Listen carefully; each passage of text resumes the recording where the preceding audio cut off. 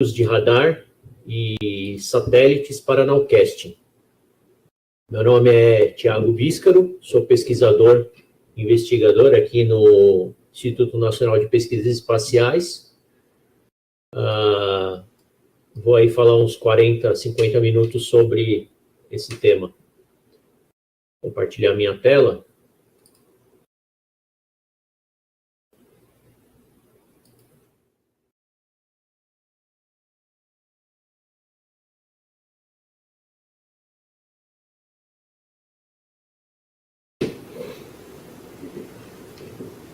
Ok. Eu não estou vendo o conteúdo do curso aí atrás, só a minha tela aqui, tá? Então, caso tenha algum problema, se puderem enviar, abrir o microfone aí e falar comigo, eu agradeço. Os slides estão em inglês, mas eu vou falar em português devagar para que todos possam entender.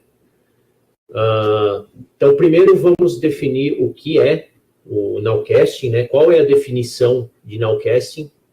A Organização Meteorológica Mundial define nowcasting como a previsão com detalhes locais por qualquer método para um período de tempo do instante de agora até 6 horas para frente, incluindo uma descrição detalhada do tempo presente. Então, como que podemos atingir esse objetivo de fazer uma previsão de até 6 horas com uma descrição detalhada? A gente pode usar observações, técnicas de extrapolação, modelagem numérica ou uma combinação dessas técnicas. Aqui nesse curso a gente vai falar especificamente da parte de observação. Não vamos nem entrar muito em detalhes sobre extrapolação, eu vou falar um pouquinho só no final depois, só para explicar o que é, mas vamos nos atentar aqui às observações e a identificação de padrões em observações de radar e de satélite. As tempestades necessitam de alguns ingredientes para elas se desenvolverem. Então, entre esses ingredientes, umidade, instabilidade termodinâmica, levantamento, são os 3 ingredientes necessários. Sem eles não há tormentas. E para tempestades severas é necessário um cisalhamento vertical do vento. Então, para iniciar o nowcasting, num contexto operacional, primeiro nós precisamos identificar áreas que são favoráveis à convecção, e a partir daí a gente começa a procurar por ocorrências de tempestades, ok? Então, nessa imagem aqui, a área em azul, é uma radiosondagem, onde a gente identifica o Cape, o Cine, o vento. Isso é uma observação muito boa para a gente fazer antes da identificação das tempestades. E um gráfico que é mostrado, um diagramazinho de conceito que é mostrado várias vezes, que mostra qual que seria a qualidade ou o skill da previsão utilizando modelagem numérica ou utilizando técnicas de observação e extrapolação, onde a linha sólida seria a teoria, a linha tracejada, os modelos, e a linha pontilhada, a extrapolação das observações. Então, ali, apesar de não ter uma escala de tempo no eixo X aí do gráfico, a gente pode, pela experiência, e a gente sabe que até 2 horas de previsão, a previsão ela tem um maior acerto quando ela é feita apenas por método de extrapolação de campos. E só a partir de 6 horas que a modelagem começa a se tornar viável. Aí tem toda uma parte de modelo numérico, de spin-up de modelo, de condições iniciais, etc. Não vou falar de modelagem aqui, vou falar só da parte observacional. Mas, assim, hoje em dia, num período entre 0 e 2 horas, o que a gente usa é observação, conhecimento dos padrões que a gente vê numa observação e extrapolação desses campos. Então, utilizando satélites e radares, por exemplo, entre 0 e 2 horas, observação e extrapolação nos dá melhores resultados.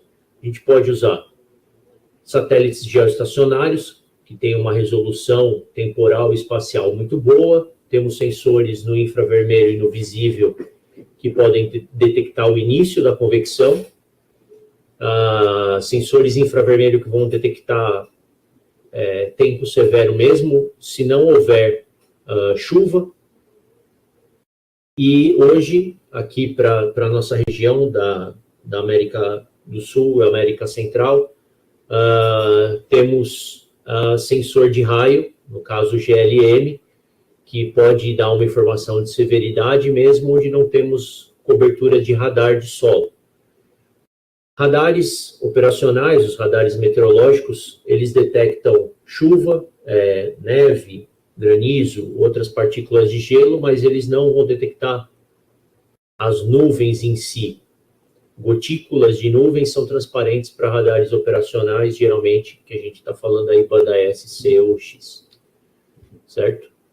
Então, assim, em termos de satélite, podemos usar um monte de combinações de canais, diferença entre canais, RGBs, produtos derivados, mas por falta de tempo, né, vamos focar aqui na informação mais importante que o satélite pode dar para a gente, que um sensor a bordo do satélite dá para a gente. Aqui tudo que eu estou falando vai ser baseado no GOES, né, tanto no GOES West quanto East, dependendo do que vocês estiverem usando. Aqui no Brasil a gente usa o GOES Leste, o GOES 16. Então vamos focar em infravermelho e visível, onde o infravermelho dá basicamente a temperatura do topo da nuvem e o visível dá uma textura que essa nuvem tem. Infravermelho, eu estou falando do canal de 10.35, visível canal de 0.64 micrômetro. Então, os satélites geoestacionários são confiáveis, têm uma resolução temporal e espacial muito boa, podem observar vários parâmetros derivados da nuvem, altura do topo, temperatura do topo, raio efetivo, e a gente pode também derivar o movimento das nuvens. E eles são úteis mesmo na ausência de chuva. Então, podemos monitorar o ambiente pré-convectivo e de iniciação convectiva. Nos dá imagens em tempo real e tem uma visualização fácil e manipulação desses dados também são feitas de maneira simples.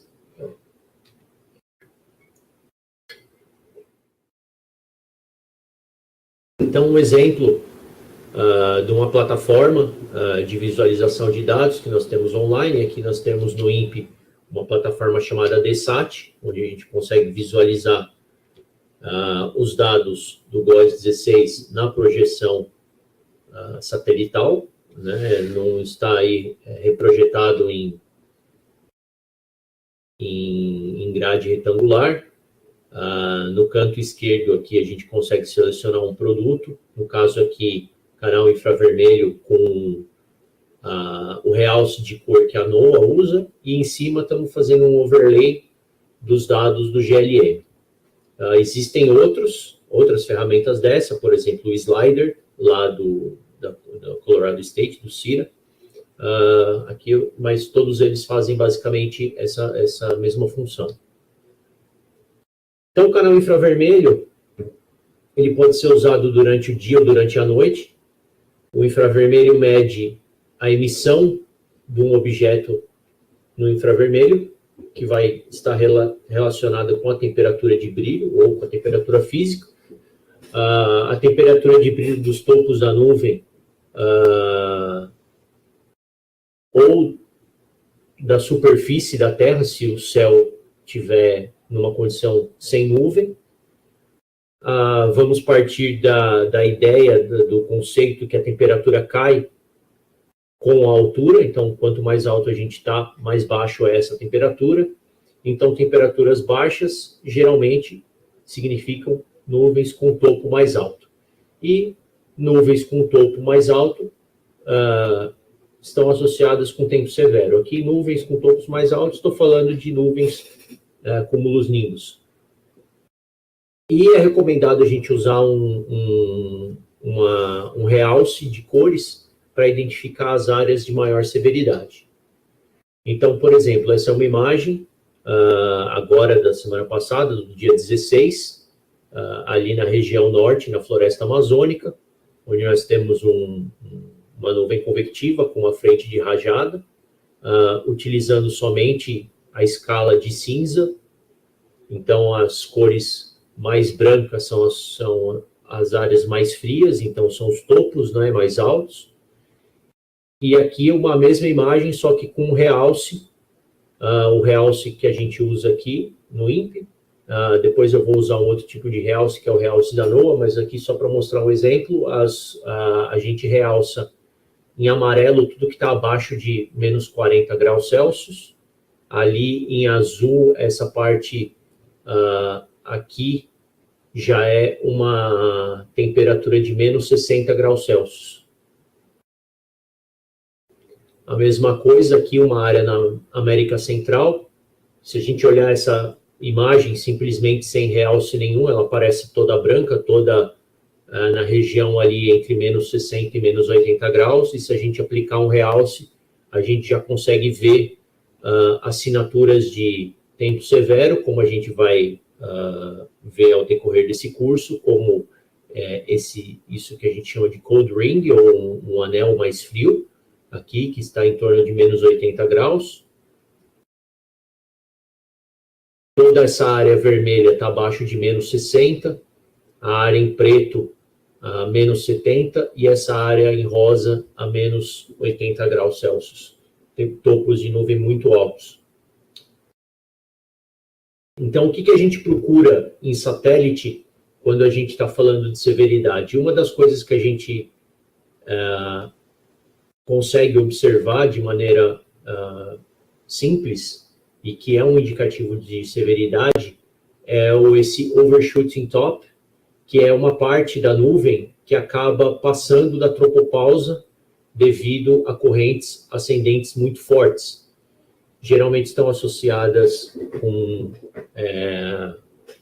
chuva forte em solo, granizo e muitas vezes até tornado. Então, essa identificação de overshooting tops, ela pode ser feita utilizando o canal do infravermelho.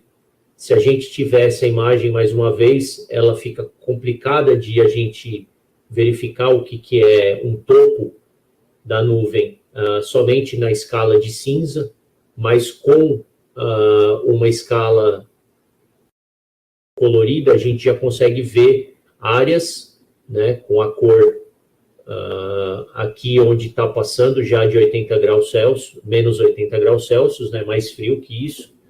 Então já está chegando no nível já de tropopausa, não só da troposfera.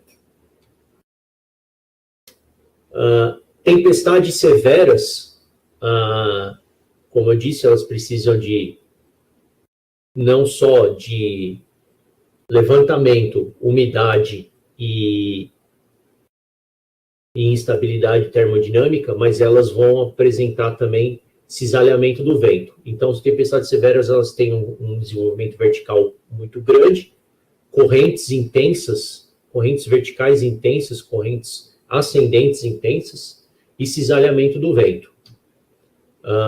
E elas vão apresentar um padrão que foi descrito lá no começo dos anos 80, chamado de V-shape, ou U-shape, ou Enhanced V, dependendo de qual artigo encontrarmos o nome, mas vamos chamar de padrão em V ou U, que é um padrão facilmente identificado em imagens de satélite. que se forma no topo de tempestades severas. Então, a presença de um V-shape significa que há um cisalhamento troposférico forte, que há correntes ascendentes fortes. Esses dois fatores são essenciais para tempestades severas. E quando é identificado uma forma de V ou U numa imagem, a gente pode esperar que, a partir da identificação, 30 minutos para frente, meia hora para frente, vai haver relatos de tempo severo em solo. Então, por exemplo,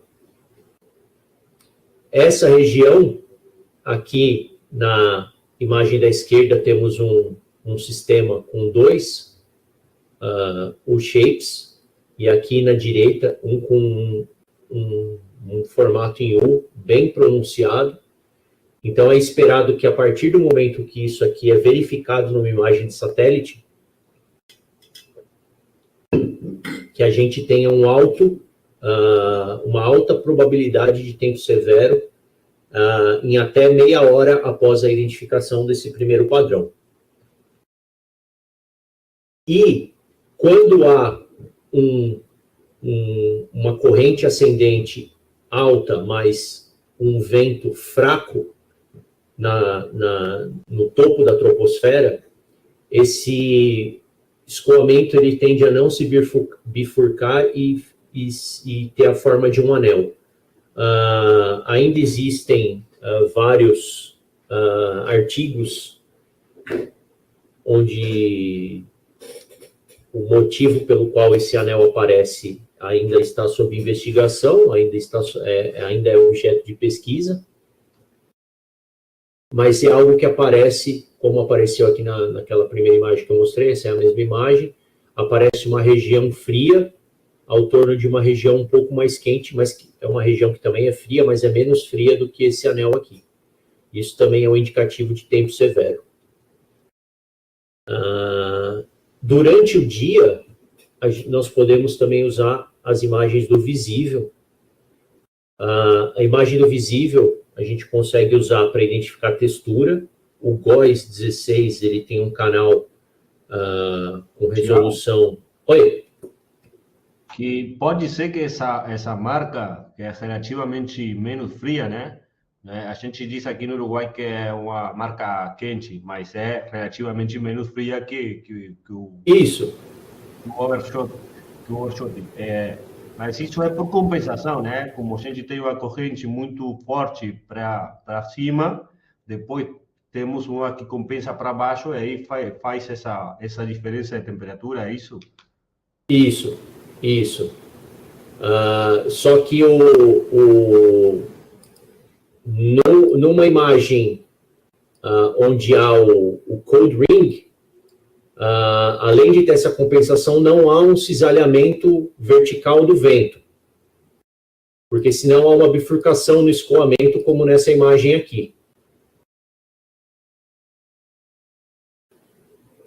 Certo? Obrigado.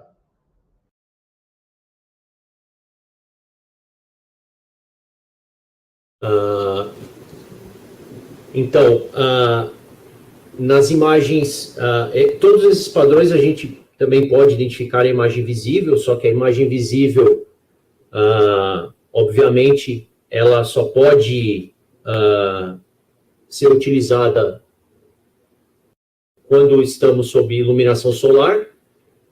A imagem visível, ela é baseada no albedo, na refletância dos objetos. Então, a gente consegue identificar tanto overshooting tops, nuvens cirrus, que tem no outflow da tempestade, ondas de gravidade, bigorna, informações sobre a espessura das nuvens. Então, nuvens mais espessas, elas são mais brilhantes. E o canal visível ele tem uma resolução melhor do que o canal infravermelho. Então, essa textura fica mais definida ainda. Então, por exemplo, Numa imagem, aqui na esquerda é uma imagem com realce do infravermelho, onde a gente vê um topo frio de nuvem, aqui com temperatura em torno de menos 75 graus Celsius, e a gente consegue identificar esses topos com bastante definição numa imagem do visível. Talvez aí na apresentação não vai dar para ver tão bem assim na tela que vocês estão vendo, mas quando vocês abrirem essa apresentação, que vai ser compartilhada com vocês, vocês conseguem ver esse detalhamento da textura, né? Conseguem ver o escoamento através da textura do infravermelho, e a pluma de Cirrus que é formada atrás no outflow da nuvem. Isso significa o escoamento chegou até a tropopausa, né? A corrente ascendente chegou até a tropopausa e começou a escoar no sentido da direção do vento em altitude predominante. Então, aqui um outro caso, onde nós temos 3 topos de nuvem, né? Um sistema que desenvolveu 3 torres na frente do sistema.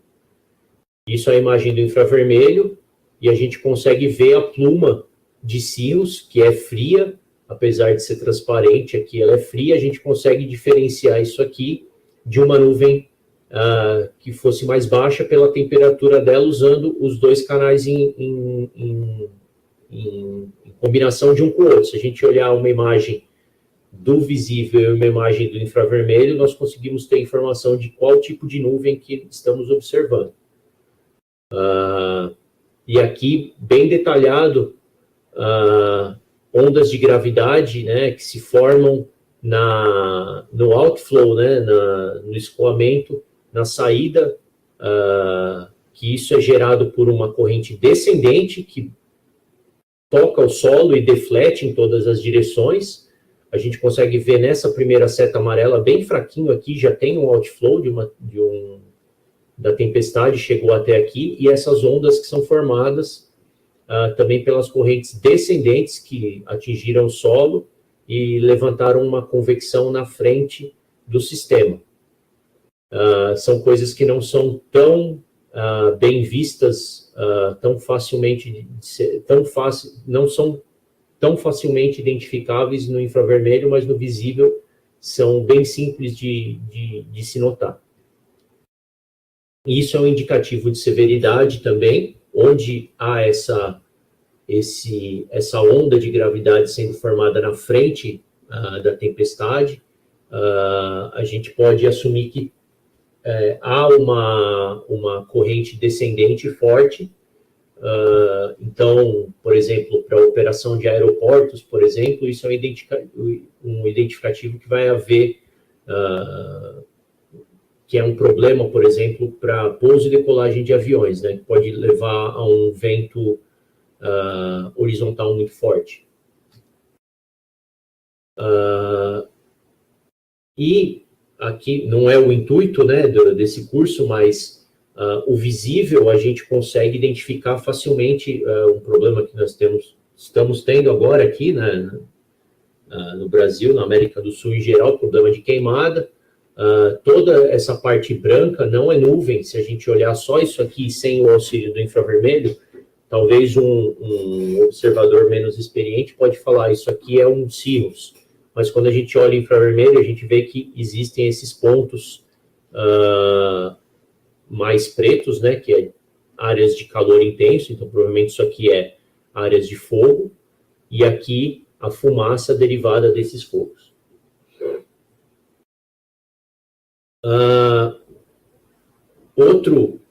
Outra informação valiosa que nós temos nos satélites geoestacionários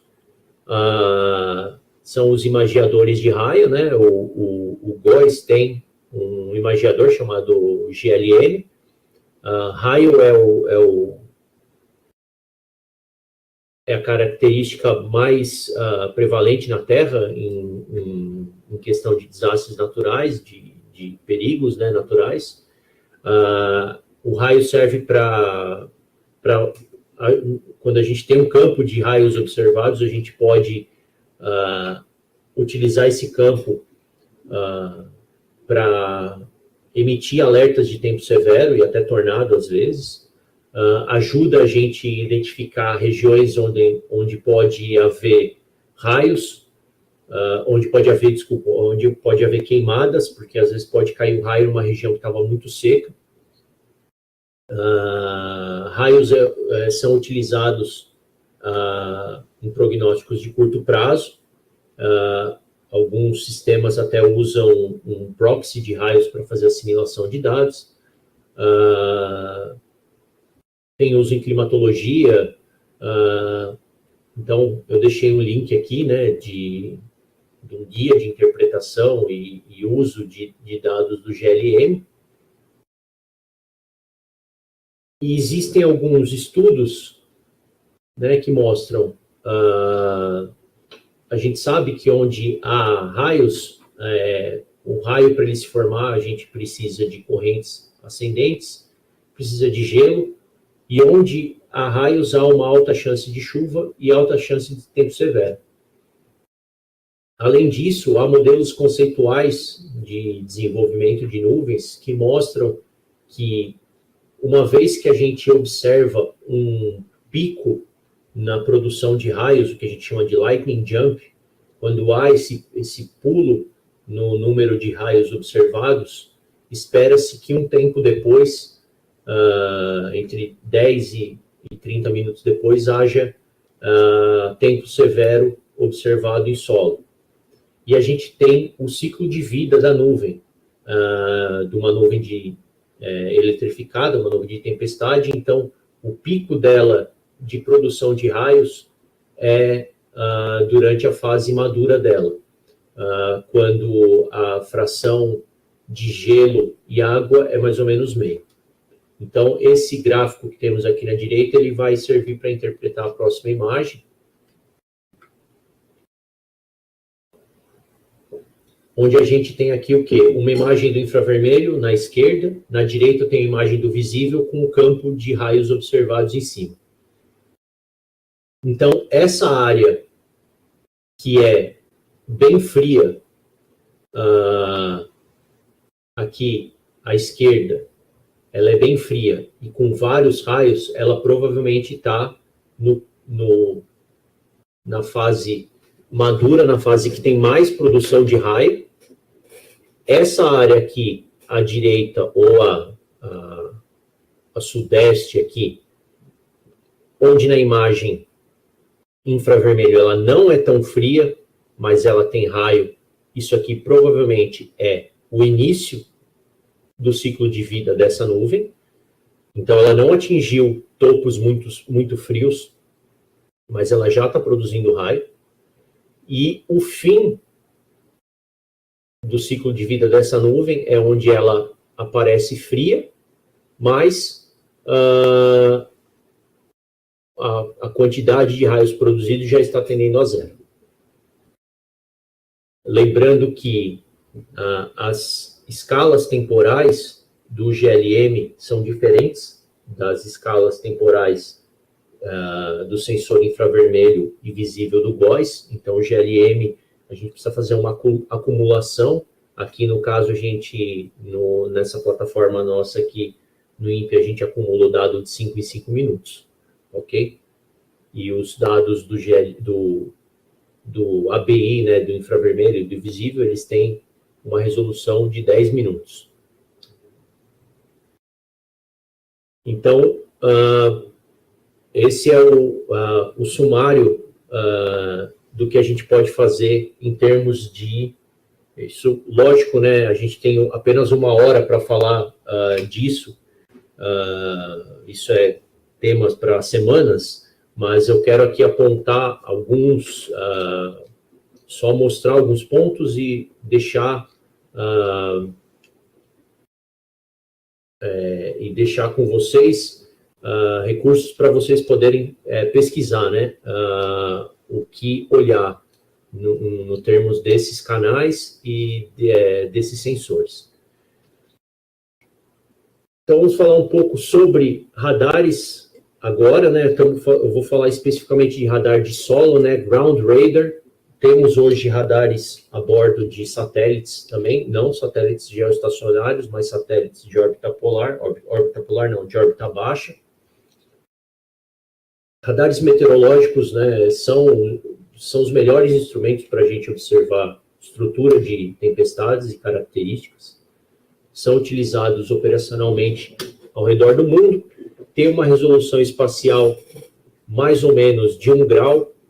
O radar ele faz ele tem uma resolução que é em coordenadas polares, então a gente tem uma resolução espacial mais ou menos, geralmente, tá, tipicamente, vai depender do radar, mas tipicamente de 1 grau por 500 metros, e uma resolução temporal típica de 2 a 10 minutos. O radar estima a chuva, ele não mede a chuva, ele estima. A gente precisa fazer algumas considerações para transformar os dados do radar em chuva, mas é um instrumento que requer manutenção constante e calibração constante. Então, como que o radar funciona? O radar, diferente dos instrumentos, dos imagiadores a bordo de satélite que eu falei antes, o radar é um instrumento ativo, então ele envia um pulso de energia, esse pulso vai interagir com o que tiver no meio do caminho, e ele vai receber a radiação retroespalhada por esses objetos. No caso do radar meteorológico, o que a gente está interessado é no retorno dos hidrometeoros, então água, gotas de chuva, ou granizo, ou neve. O resto, o processador de sinal do radar vai descartar, né, do radar meteorológico. Se fosse um radar aeronáutico, por exemplo, ele vai querer observar um avião e descartar o que é chuva. Então, como que o radar funciona? Ele faz uma rotação, aqui na direita a gente tem o ângulo de elevação dele, ele faz uma rotação, observando uma área circular, ele aponta de novo a antena um pouco mais para cima, faz mais uma rotação, aponta a antena um pouco mais para cima, faz uma rotação, e repete isso a cada 2, ou a cada 5, ou a cada 10 minutos. E após esse tempo completo, que a gente chama de tempo de varredura, a gente pode pegar esse dado, que é chamado de dado volumétrico, e interpretar esse dado.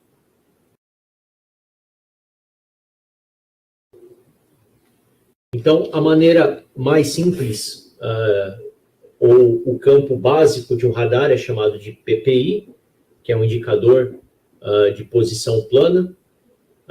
Então, o radar aponta a antena com um determinado ângulo de elevação, como se a gente planificar a superfície terrestre aqui, significa que a gente está que o feixe está fazendo uma curvatura para cima. Ele não está fazendo uma curvatura para cima, ele está indo reto, mas a curvatura da Terra que está indo para baixo, então, com a distância, a gente está observando partes mais altas da nuvem, certo? Como na imagem aqui à direita. Conforme a distância aumenta, a altura do feixe também aumenta, e a gente está começando a enxergar coisas mais acima da nuvem, e não o núcleo de chuva, que aqui está representado em verde, por exemplo.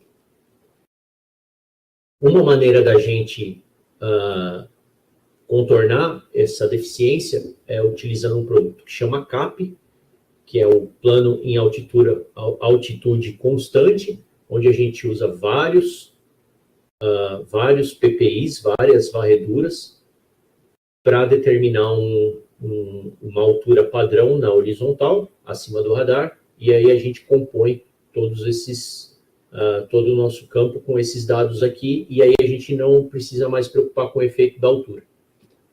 Okay? Vamos focar, mesma coisa que a gente fez, embora os satélites tenham várias coisas, a gente focou só em infravermelho visível, o radar também tem vários campos que podem ser utilizados, mas vamos focar só em refletividade e velocidade Doppler. Para quem tem acesso a radares de dupla polarização, eu recomendo procurar guias de interpretação de dados de dupla polarização, tem vários a gente já deu curso aqui disso ali, também, né, aqui no INPE. Os campos de dupla polarização trazem informações fantásticas, principalmente para a gente identificar o que é chuva e o que é granizo, né, classificar os hidrometeoros, mas também, por falta de tempo, vamos focar aqui em refletividade e velocidade Doppler, que é o que todo radar vai ter, e que a gente consegue identificar várias assinaturas de severidade só nesses dois campos. Então, tempestade de multicélulas e supercélulas a gente consegue identificar só utilizando refletividade e campo de vento Doppler. Então, a refletividade ela é proporcional ao diâmetro da gota à sexta potência, certo? Alguns níveis que vocês podem deixar anotado no computador, assim, do lado, quando estiver olhando um campo, 20 dBz é um bom limiar para o início da precipitação leve, de 30 a 40 dBz, precipitação moderada, acima de 50, precipitação forte, chuva forte, acima de 55, provavelmente a gente tem junto com a chuva granizo. A classificação do que é granizo ou do que é chuva forte, se há granizo mesmo ou se há apenas chuva forte, a gente só pode fazer de maneira mais confiável com radar de dupla polarização, onde a gente consegue distinguir os tipos de hidrometeoros. E o campo de vento Doppler, então o radar ele não observa, ele não estima o vento em si, mas ele está observando o movimento das partículas que são observadas pelo radar, ou seja, o movimento das gotas ou das partículas de chuva, o movimento dos hidrometeoros. Para ele ser observado num sinal válido, esse hidrometeoro ele tem que estar se movendo relativo ao raio que o radar está enviando, ou seja, tudo que for perpendicular à observação do radar vai ter um valor zero. A padronização que a gente usa é que o valor positivo são coisas que estão se afastando do radar, e geralmente é usado a escala de cor, é usado vermelho, e valores negativos são coisas que estão se aproximando do radar, geralmente valores verdes ou azuis, e aqui eu também deixo um link com guia de interpretação de campos Doppler. Okay? Então, para a gente identificar as assinaturas, vamos fazer algumas definições, né? Tempestades do tipo unicelular, né? Single cell, tem baixo cisalhamento, dura em torno de 1 hora e tem baixa severidade. Tempestades multicelulares vão apresentar um cisalhamento entre a superfície e 6 km, abaixo de 15 metros por segundo, duram algumas horas, podem conter granizo pequeno, tem ventos fortes e chuva forte. E as tempestades do tipo supercélulas, elas têm um cisalhamento vertical muito forte, acima de 15 metros por segundo, duram algumas horas, podem conter granizos de tamanho grande e podem dar origem a tornados. Um padrão, como eu mostrei também no campo por satélite, um padrão fácil da gente identificar e que é um indicativo de severidade é o outflow boundary, né? É a frente de rajada de uma tempestade. Então, se a gente usar um campo de refletividade, geralmente sem filtro e sem cortar os limiares, porque muitos campos que a gente às vezes vê em algumas plataformas de visualização, a gente observa que há apenas valores já válidos de precipitação, acima de 20 dBz. Se o usuário deixar esses campos sem filtrar esses valores abaixo, aqui na tela, por exemplo, vocês estão vendo a partir de 0. o outflow aparece bem caracterizado. Isso significa que está havendo uma corrente descendente forte que fez um levantamento de novas partículas que estão se propagando na frente do radar. Supercélulas, elas apresentam geralmente, elas podem apresentar rotação, não geralmente, mas elas podem apresentar rotação, e na velocidade Doppler a gente consegue ver a rotação como um sinal negativo e positivo que faz uma fronteira, e na refletividade vai aparecer uma forma de gancho. É chamado de hook echo, né, ou eco de gancho, que a gente consegue ver em elevações baixas, que dura mais ou menos de 10 a 15 minutos.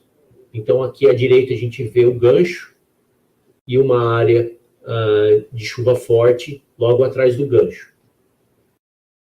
Aqui isso foi também semana passada, 10 dias atrás, dia 13, no sul do país, aqui no sul do Brasil, em Santa Catarina, a gente observou uma supercélula com rotação.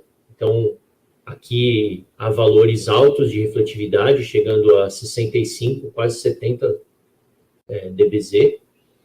E aqui o sinal de rotação bem pronunciado.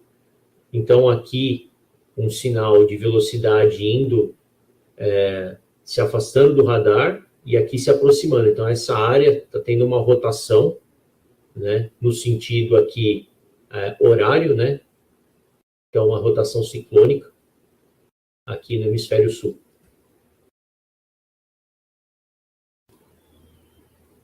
Outra coisa que a gente consegue observar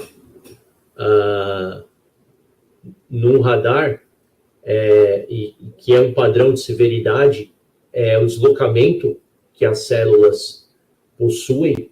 Então, no hemisfério sul, a gente tem essa direção predominante, principalmente aqui na região sul do Brasil, Paraguai, Argentina, Uruguai, a gente tem essa direção predominante, e as células mais severas, elas têm um desvio para a esquerda, certo? Então, essa célula mais severa, por exemplo, que o meu mouse está mostrando aqui, ela se forma, e em vez de ela seguir o padrão de todas as outras, ela começa a ir direto para norte. Então, quando a gente vê uma célula que está se deslocando num sentido diferente do escoamento médio, isso é um indicativo de severidade daquele sistema. E um eco de arco, hoje eu não consegui, já tinha terminado essa apresentação, mas hoje apareceu um eco desse no Rio Grande do Sul também. Isso é um indicativo de severidade. Nós temos uma região, então, onde há uma protuberância aqui, na frente do sistema, que é associada com complexos convectivos de mesescala, pode produzir downburst e até tornado, e é causada por um escoamento forte na retaguarda do sistema. Então, a gente consegue observar esse arco, né, essa área mais curvada, e aqui, esse outro arco formado com refletividade mais baixa, ele é formado pela frente de rajada ou pelo outflow.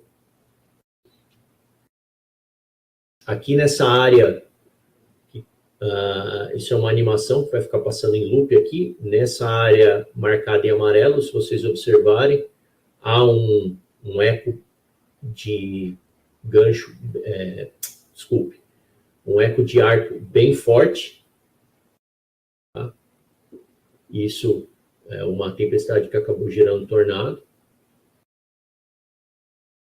Então, o que temos que considerar no uso de radares?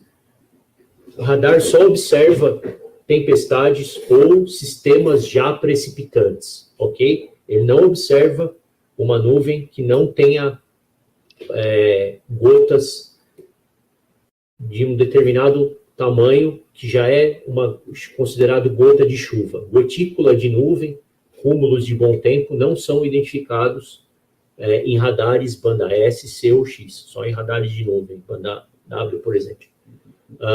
O início da convecção severa tem que ser feita com satélite. Então, o que a gente considera uma boa prática no Nowcast? Fazer a previsão sinótica, como todo mundo faz, utilizando modelos e observações, validar essas previsões com as imagens de satélite, e aí, se há uma previsão de severidade para uma certa região, então, checar as radiosondas disponíveis naquela área. Se as radiosondas mostrarem que ali é uma área propensa a tempo severo, monitorar aquela área com maior cuidado utilizando satélite. Se a convecção se desenvolver, verificar se há dados de radar disponíveis. Se há radar disponível, seguir a evolução da convecção com os dados de radar assim que começar a aparecer sinal de chuva no radar. Eu gostaria de fazer alguns agradecimentos, algumas figuras dessa apresentação eu peguei de um outro curso que nós demos aqui no INPE, então os créditos para essas pessoas que estão aí. E agradeço e estou aberto aí a perguntas.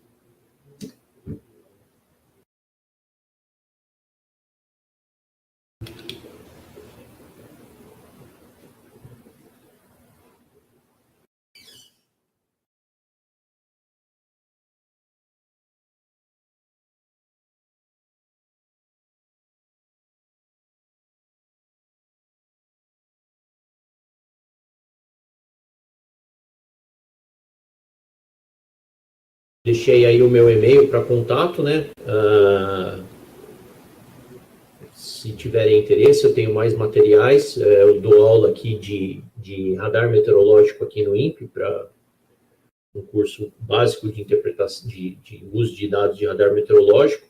Temos também um curso que a gente deu aqui já de manipulação de dados de radar, né? Está no Moodle lá, esse curso está no Moodle, vocês têm acesso, né? Então, lá também tem um curso dado por nós aqui, de radar meteorológico, para quem quiser. Tem vários cursos ali, acho que o Diego já deve ter falado com vocês. Existem vários cursos sobre interpretação de dados de radar e de satélite lá no Moodle. Sim, Morgana, a radiosonda é fundamental, né? É uma pena que a cada ano que se passa, a gente tem menos radiosondas sendo lançadas, né? Antes a gente tinha 2 por dia em todos os aeródromos do Brasil, hoje a gente tem menos. Precisa-se fazer uma pressão, né? Todos nós aí, usuários da informação da previsão, de uma retomada disso, né? Das radiosondagens, como era no passado, né, essas 2 por dia, porque é muito complicado a gente executar a previsão de eventos severos e numa escassez de previsores que nós temos, né, você aí do INMET, você sabe bem melhor que eu a escassez que tem de pessoal. Como você vai colocar todos os seus previsores para ficar olhando todo canto do mapa? Não dá. Então, com a radiosonda, você consegue já identificar certas áreas que precisariam de mais atenção, além da qualidade que isso dá na modelagem numérica. Sim, Zuma, os cursos são livres. Da maneira que está hoje, se vocês têm acesso a um curso no Moodle, eu acho que vocês têm acesso a todos. Mas isso seria bom conversar com o Diego Souza, que é um dos organizadores desse curso aí da OMM. Ele pode tirar essa dúvida, mas todos os cursos que a gente faz lá via Moodle, eles são gravados, as apresentações ficam lá e os materiais ficam lá, disponíveis para todos, certo? Orlando, então, aqui no Brasil, assim, o Nowcast ainda é uma área que está em início, né? Cada instituto tem o seu, eu não sei se quando você diz modelo, você está falando de modelo numérico ou se você está falando de padronização. Mas, assim, o que é importante, o Nowcasting, ele tem que ser feito para uma escala regional pequena. Então, não tem como, por exemplo, fazer um Nowcasting para o país inteiro, um órgão só fazer um Nowcasting para o país inteiro, se não tiver vários meteorologistas olhando cada meteorologista olhando uma parte do país.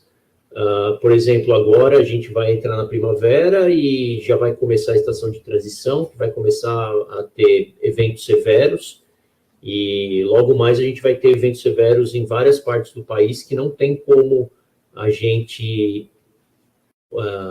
um meteorologista acompanhar e, por exemplo, gerar um alerta de tempo severo para a próxima hora, se ele está olhando o mapa todo do Brasil.